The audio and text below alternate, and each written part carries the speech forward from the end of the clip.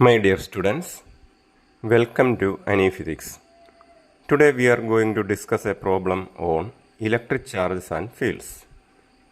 Question ഒന്ന് വായിക്കാം. Compare the electrostatic force and gravitational force between a proton and an electron. ഇതാണ് question. അപ്പോൾ സാധാരണ ഒരു ന്യൂമറിക്കൽ പ്രോബ്ലത്തിൽ കുറച്ച് മാത്തമാറ്റിക്കൽ ഡേറ്റ തന്നിരിക്കും. ഇവിടെ അതൊന്നും കാണുന്നില്ല. അപ്പോൾ നിങ്ങൾ അതുകൊണ്ട് അറ്റംപ്റ്റ് ചെയ്യാതെ പോകരുത്. വളരെ സിമ്പിളായിട്ടുള്ളൊരു പ്രോബ്ലമാണ്. ഞാൻ ഈ ഒരു പ്രോബ്ലം നന്നായിട്ട് അറിയാവുന്നവർക്ക് വേണ്ടി അല്ല ഇവിടെ പറയുന്നത്. ഇതിനെപ്പറ്റി ഒരു ധാരണയില്ലാത്ത ഏതെങ്കിലും കുട്ടികളുണ്ടെങ്കിൽ അവർക്ക് മനസ്സിലാവാൻ വേണ്ടിയാണ്. വളരെ ഗ്രാസ് റൂട്ട് ലെവലിലാണ് എല്ലാ ഡീറ്റെയിൽസും പറഞ്ഞ് ഉള്ള എന്തെങ്കിലും ഡൗട്ടുണ്ടെങ്കിൽ അത് മാറട്ടെ എന്നും വെച്ചാണ് പറയുന്നത്. ഓക്കെ, നമുക്ക് താല്പര്യമുള്ളവർ കേൾക്കുക. എന്തെങ്കിലും ഒരു ബിറ്റ് ഓഫ് ഇൻഫർമേഷൻ കിട്ടുന്നെങ്കിൽ കിട്ടട്ടെ. Every piece of information is as important or as valuable as a diamond. Okay, then we have to learn how to answer this question. അപ്പോൾ ആ ക്വസ്റ്റ്യൻ നന്നായിട്ട് മനസ്സിലാക്കുകയാണ് ഫസ്റ്റ് സ്റ്റെപ്പ്. കമ്പയർ ചെയ്യാനാണ് പറഞ്ഞിരിക്കുന്നത്. ആരെ compare ചെയ്യാൻ? ഇലക്ട്രോസ്റ്റാറ്റിക് ഫോഴ്സിനെ കമ്പയർ ചെയ്യാൻ. ആരുമായിട്ട്? ഗ്രാവിറ്റേഷണൽ ഫോഴ്സുമായിട്ട് കമ്പയർ ചെയ്യാൻ. പ്രോട്ടോൺ ഇലക്ട്രോൺ തമ്മിലുള്ള. നമുക്ക് ആദ്യം ഒരു ഡയഗ്രാം വെച്ചതിനെ അതിൻ്റെ ആ ഒരു സിറ്റുവേഷൻ ഒന്ന് മനസ്സിലാക്കാം. A proton and an electron, they are separated by a distance r. പ്രോട്ടോണിന് പോസിറ്റീവ് ചാർജ്, ഇലക്ട്രോണിന് negative charge, they are opposite. ഇതെങ്ങനെ നമുക്ക് ആൻസർ ചെയ്യാം നോക്കുക. ഫസ്റ്റ് നമ്മൾ ഇലക്ട്രോസ്റ്റാറ്റിക് ഫോഴ്സ് സെപ്പറേറ്റ് ആയിട്ട് തന്നെ കാൽക്കുലേറ്റ് ചെയ്യുക. അത് കുളോംസ് ലോ ബേസ്ഡ് ആണ്. നമുക്കറിയാം കുളോംസ് ലോ എന്താണെന്ന്. അതിൻ്റെ ഇക്വേഷൻ അവിടെ എഴുതുന്നു. എഫ് ഇ, ഇവിടെ ഇ എന്ന് പറയുന്നത് ഇലക്ട്രോസ്റ്റാറ്റിക് ഫോഴ്സിനെ ഡിനോട്ട് ചെയ്യുന്നു.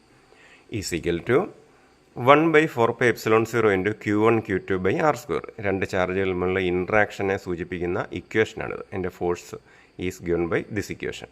ഓക്കെ, ഇതിലേക്ക് നമ്മൾ സബ്സ്റ്റിറ്റ്യൂട്ട് ചെയ്യുകയാണ് വേണ്ടത്. Q1 എന്ന് പറയുന്നത് ഇവിടെ പ്രോട്ടോണാണ്, Q2 എന്ന് പറയുന്നത് ഇലക്ട്രോണാണ്. ഡിസ്റ്റൻസ് ആറുമാണ്. അതിൻ്റെ സബ്സ്റ്റിറ്റ്യൂഷൻ ഇവിടെ കാണിച്ചിരിക്കുന്നു. 1/4πε0യുടെ ന്യൂമറിക്കൽ വാല്യൂ 9 ഇൻറ്റു 10⁹ ആണ്. അത് നമ്മൾ ബൈ ഹാർട്ടാക്കി വെച്ചേക്കണം. പ്രോബ്ലത്തിൽ ആ വാല്യൂ ആണ് ഉപയോഗിക്കുന്നത്. Q1 പ്രോട്ടോൺ ആണെന്ന് പറഞ്ഞു.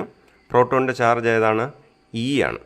ഫണ്ടമെൻ്റൽ ചാർജ് ഇ ആണ്. ഇലക്ട്രോണിൻ്റെ ചാർജ് എത്രയാണോ അത് തന്നെയാണ് പ്രോട്ടോണിൻ്റെ ചാർജ്. അവരുടെ രണ്ടിൻ്റെ മാഗ്നിറ്റ്യൂഡ് സെയിം ആണ്. Only difference is in their nature. നേച്ചറിൽ മാത്രമേ ഡിഫറൻസ് ഉള്ളൂ. പ്രോട്ടോണിന് പോസിറ്റീവ് നേച്ചറും ഇലക്ട്രോണിന് നെഗറ്റീവ് നേച്ചറും. കണ്ടോ, രണ്ടാമത്തെ ചാർജ് Q2 ആണ്. അതിൻ്റെ ചാർജ് കൊടുത്തിരിക്കുന്നത് -E. അവിടെ മൈനസ് ഇടണം, സ്പെസിഫൈ ചെയ്യണം. കാരണം ഞാൻ ഇപ്പോൾ പറയാം. പിന്നെ ഡിസ്റ്റൻസ് ആറുമാണ്. അത് പ്രത്യേകിച്ച് വേറെ ക്വസ്റ്റ്യനിൽ അതിൻ്റെ വാല്യൂ ഒന്ന് സ്പെസിഫൈ ചെയ്യാത്തതുകൊണ്ട് 6 തന്നെ ഇട്ടാൽ മതി. ഓക്കെ, ഇനി ഇതിൻ്റെ പ്രോഡക്റ്റ് ആക്കി എഴുതുമ്പം ഈ നെഗറ്റീവ് ഞാൻ ലെഫ്റ്റ് സൈഡ് അതിൻ്റെ കോഎഫിഷ്യൻ്റ് ആയിട്ട് എഴുതി. ഇവിടെ ഇങ്ങനെ എഴുതി. അപ്പോൾ ഈ നെഗറ്റീവ് സൈൻ ഇമ്പോർട്ടൻസ് ഉണ്ട്. കാരണം ഫോഴ്സ് ഈസ് നെഗറ്റീവ്. അതുകൊണ്ടാണ് ഇവിടെ ഇലക്ട്രോണിൻ്റെ ചാർജിന് എല്ലായിടവും നമ്മൾ ഇടാറില്ലെങ്കിലും ഇലക്ട്രോണിൻ്റെ ചാർജ് ഇവിടെ ഇടണമെന്ന് പറയുന്നത്. കാരണം ഫോഴ്സിൻ്റെ നേച്ചർ നമുക്ക് മനസ്സിലാക്കാൻ വേണ്ടിയാണ്. Force is negative means there is attractive force between proton and electron. Okay, negative force എന്ന് പറഞ്ഞാൽ അവിടെ അട്രാക്ഷൻ എന്നാണ് മീൻ ചെയ്യുന്നത്. അതുകൊണ്ടാണ് ഇവിടെ നെഗറ്റീവ് സൈൻ ഇടണമെന്ന് പറഞ്ഞത്. ഇവിടെ ഇലക്ട്രോസ്റ്റാറ്റിക് ഫോഴ്സ് 2 ടൈപ്പാണുള്ളത്. അട്രാക്റ്റീവ് ഫോഴ്സും റിപ്പൾസീവ് ഫോഴ്സും ആണുള്ളത്, അല്ലേ? അപ്പോൾ അതുകൊണ്ട് റിപ്പൾസീവ് ഫോഴ്സ് എന്ന് പറയുന്നത് പോസിറ്റീവ് ആയിരിക്കും, അട്രാക്റ്റീവ് ഫോഴ്സ് എന്ന് പറയുന്നത് നെഗറ്റീവുമായിരിക്കും. അപ്പോൾ അത് ഐഡൻറ്റിഫൈ ചെയ്തു. പിന്നെ ഇ ഇൻറ്റു E² ആണ്. ഇ എന്ന് പറയുന്ന ഇലക്ട്രോണിക് ചാർജാണ്, ഒരു ഇലക്ട്രോണിൻ്റെ ചാർജ്. അത് എത്രയാണെന്ന് നിങ്ങൾ ഓർത്തിരിക്കണം, തെറ്റരുത്. 1.6 ഇൻറ്റു 10⁻19 E² എന്ന് പറയുമ്പോൾ ദ ഹോൾ സ്ക്വയർ ഉണ്ടോ /r². Equation number 1. അപ്പോൾ അത് നമുക്ക് കിട്ടി. ഇതേപോലെ ഗ്രാവിറ്റേഷൻ ഫോഴ്സ് കാൽക്കുലേറ്റ് ചെയ്യുക. അത് ന്യൂട്ടൺസ് ലോയെ ബേസ് ചെയ്തിട്ടുള്ളതാണ്. ചെറിയ ലോവർ ക്ലാസ്സുകളിൽ നിങ്ങൾ അതിനെപ്പറ്റി പരിചയപ്പെട്ടുള്ളതാണ്. F=g into m1m2/r².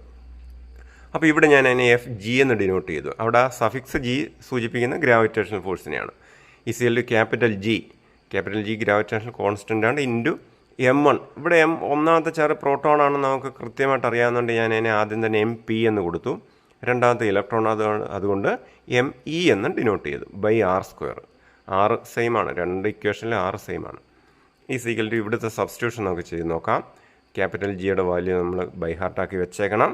6.67 ഇൻറ്റു 10⁻11 ആണ്. Into MP mass of proton ഓർത്തിരിക്കണം. ക്വസ്റ്റ്യനിൽ അത് ഗിവൺ ആയിരിക്കും. ക്വസ്റ്റ്യൻ മിക്കവാറും തരും. ഇല്ലെങ്കിലും അതൊക്കെ ഫണ്ടമെൻ്റൽ ഡേറ്റയാണ്. നമ്മൾ ബൈ ഹാർട്ടാക്കി ഒരു സയൻസ് സ്റ്റുഡൻ്റ് എന്നുള്ള നിലയ്ക്ക് ഇതൊക്കെ ബൈ ഹാർട്ടാക്കി വെക്കണം. ഓക്കെ, അപ്പം മാസ് ഓഫ് പ്രോട്ടോൺ എന്ന് പറയുന്നത് 1.6 × 10⁻27 into ME mass of electron എത്രയാണ്? 9.1 × 10⁻31 kg. ഇതെല്ലാം kg ആണ് ഈ മാസ്.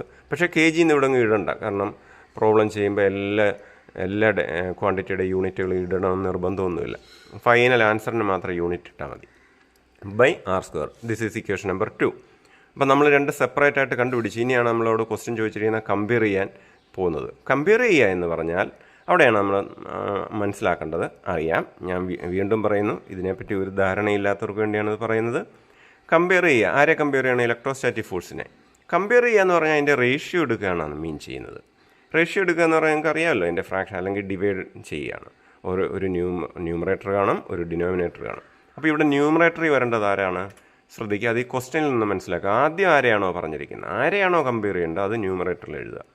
FE കണ്ടോ, ഇലക്ട്രോസ്റ്റാറ്റിക് ഫോഴ്സ് ഡിവൈഡഡ് ബൈ രണ്ടാമത്തെ ആൾ ഗ്രാവിറ്റേഷണൽ ഫോഴ്സ്. ഇവിടെ ഈ രണ്ട് സൈഡിലെ രണ്ട് വര ഇട്ടേക്കുന്നതിൻ്റെ മീനിങ് അറിയാമല്ലോ.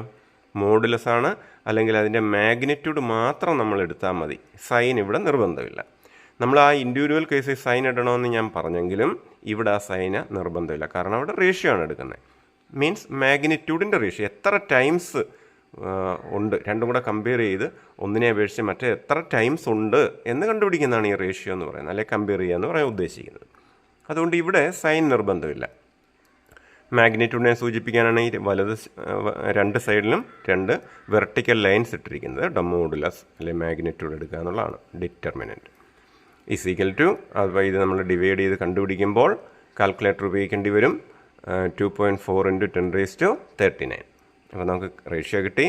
റേഷ്യോ ആയതുകൊണ്ട് തന്നെ ഈ ആൻസറിന് പ്രത്യേകിച്ച് യൂണിറ്റ് ഒന്നുമില്ല, കാരണം സെയിം ക്വാണ്ടിറ്റീസിൻ്റെ റേഷ്യോ ആണ്, രണ്ട് ഫോഴ്സാണ്.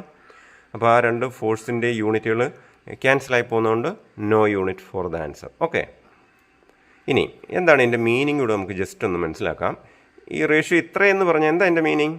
അതായത് FE ആണ് ന്യൂമറേറ്റർ, FG ഡിനോമിനേറ്റർ. അപ്പോൾ FGയെ അപേക്ഷിച്ച് FE ഇത്രയും കൂടുതലാണ്, വലുതാണ്, സ്ട്രോങ്ങർ ആണ്. ഇതൊക്കെയാണ് എൻ്റെ മീനിങ് വരുന്നത്.